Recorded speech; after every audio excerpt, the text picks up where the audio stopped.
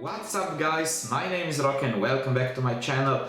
After a midweek of European competitions, Champions League, the competition we crashed out of, and Europa League, the competition we decided not to win this year, so other smaller clubs can salvage their season, we are back to the Premier League. In the first game of matchday 33, we will be welcoming Bournemouth to the White Hart Lane.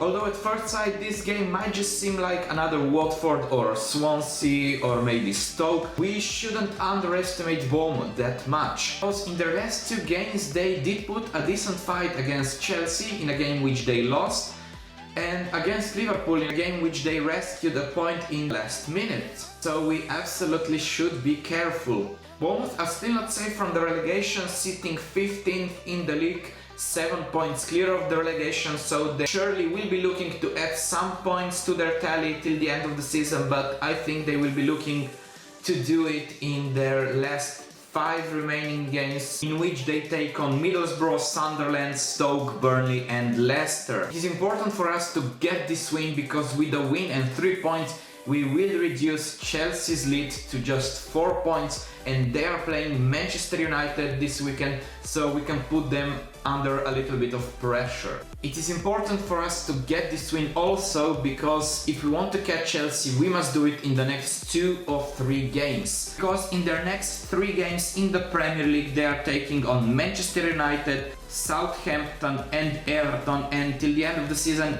maybe just against West Bromwich they can drop a point. And looking at our fixtures, we are playing Bournemouth this weekend, followed by Crystal Palace, and then 3 games that will probably decide our season. We take on Arsenal, West Ham and Manchester United. So if we want to catch Chelsea again, we must do it in the next 2 or 3 games. So as I've already mentioned, Bournemouth is sitting 15th in the league.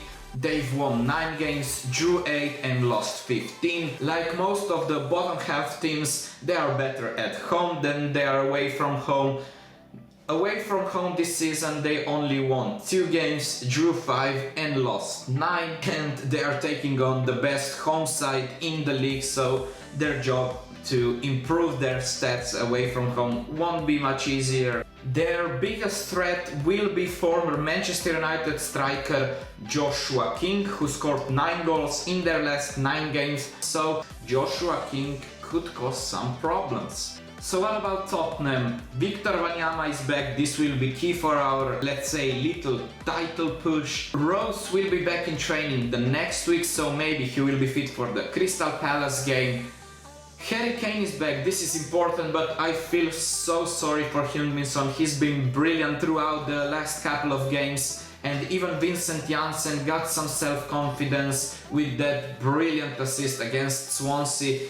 But if you have Harry Kane, you don't think twice and you start Harry Kane, because in my opinion he's the best striker in the Premier League. So probably both Son and Janssen will get dropped to the bench, except if Pochettino decides to switch from 3 at the back to 4 at the back. But then again, do you want to drop Eric Dyer?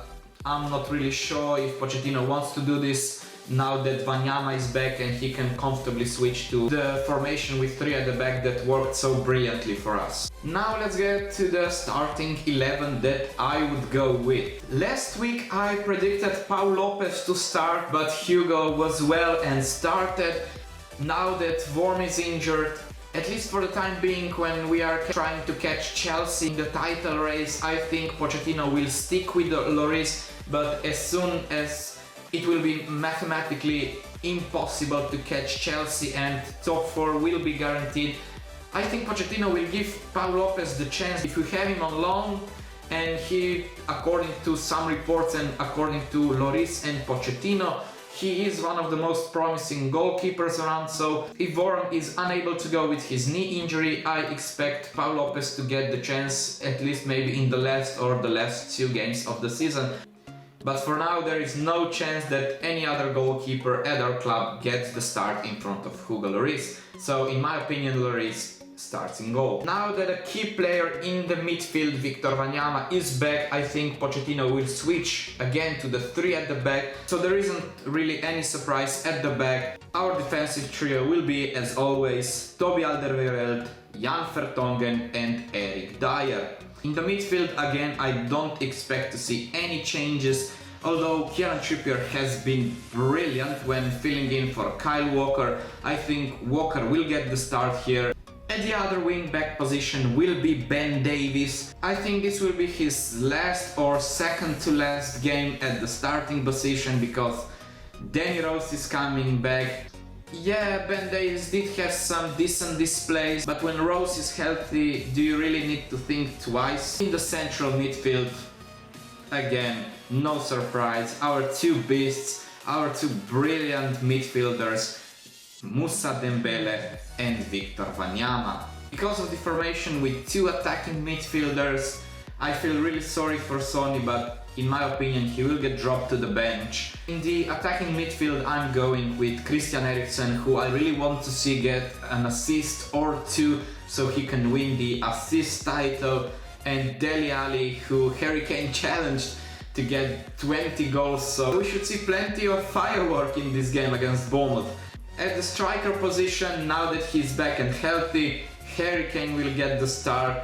Even though he's been out 7 games in the league this season, he's still second in the league among scorers, better than Sanchez, Costa, Ibrahimovic, Aguero, and he's only 4 goals behind Lukaku. Even though I think there is little chance that Harry Kane will get the golden boot at the end of the season, I will still cheer for him. So this was my starting 11. I wouldn't be surprised if Pochettino starts with 4 at the back. I don't know what formation he will choose. I just want to see us get the 3 points, and I believe we can do it. And for the first time in this season, I will a little bit cheer for Manchester United to get the win, even though I think Manchester United is the best side remaining in the Europa League and they can win the competition and qualify for the Champions League through the Europa League. I think they will still push for the 4th spot in the Premier League because of 2 reasons. Number 1 is because Manchester City is currently 4th and Mourinho and Guardiola still have their rivalry going on, so because it would do wonders for Mourinho's confidence to win the Europa League and qualify for the Champions League and prevent Guardiola to play in the Champions League next season. Not that Mourinho needs another ego or confidence boost, you know. And the second reason is because Manchester United have seen how Liverpool lost in the finals last season and they missed out on Champions League because of that. And I think they will try and get that 4th place just in case if they don't win the Europa League. So I expect the strongest side on the field from Mourinho. If you don't agree with my starting 11 or if you have anything more to add, feel free to comment, like the video if you enjoyed it and subscribe to my channel for more videos. And I will see you guys soon.